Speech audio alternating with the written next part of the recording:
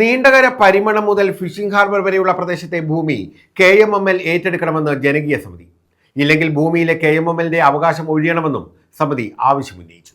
2022 കരിമണൽ ഖനനത്തിനായി നീണ്ടകര പഞ്ചായത്തിൽ പരിമണം പടിഞ്ഞാറ് വശം മുതൽ തെക്കോട്ട് നീണ്ടകര ഫിഷിംഗ് ഹാർബർ വരെയുള്ള പ്രദേശം KMML ഏറ്റെടുത്ത് വിജ്ഞാപനം പുറപ്പെടുവിച്ചതല്ലാതെ നാളിതുവരെ കമ്പനി യാതൊരു നടപടിയും ഈ പ്രദേശത്ത് സ്വീകരിച്ചിട്ടില്ല. എത്രയും വേഗം ഭൂമി കമ്പനി ഏറ്റെടുക്കണമെന്നാവശ്യപ്പെട്ടാണ് ഭൂവുടമകളുടെ നേതൃത്വത്തിൽ ജനകീയ സമിതി യോഗം ചേർന്നത്.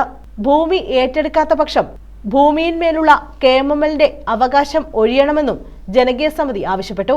സമരസമിതി കൺവീനർ പവിഴപ്പറമ്പിൽ പുഷ്പരാജൻ അധ്യക്ഷത വഹിച്ചു. ഈ 14-അംഗ കമ്മിറ്റിയിൽ ഇവർ കൃത്യമായ നമ്മൾ കുറേ സജഷൻ അവർക്ക് കൊടുത്തു.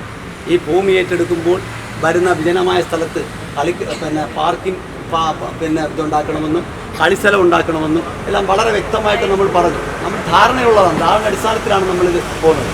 അല്ലാതെ അദ്ദേഹം പറയുന്നത് ഇതിനെ സംബന്ധിച്ച് പുള്ളി ആദ്യം ഒരു ധാരണയില്ലാത്തതുകൊണ്ടാണ് പറഞ്ഞത്. ഇതെല്ലാം നമ്മൾ കഴിഞ്ഞു, ഇതിൻ്റെ അവസാന ഘട്ടത്തിലാണ്. ജസിന്ത പറഞ്ഞതുപോലെ ഇതിൻ്റെ അവസാന ഘട്ടത്തിലാണ് നമ്മളിപ്പോൾ നിൽക്കുന്നത്. ആ ഘട്ടം എന്ന് പറയുന്നത് എന്താണ്? ഭൂമി ഏറ്റെടുക്കാൻ കഴിയുമെങ്കിൽ ഭൂമി ഏറ്റെടുക്കുക, അല്ലെങ്കിൽ KMML ഈ ഭൂമിയിൽ നിന്നും ലീസ് ഒഴിഞ്ഞു മാറുക.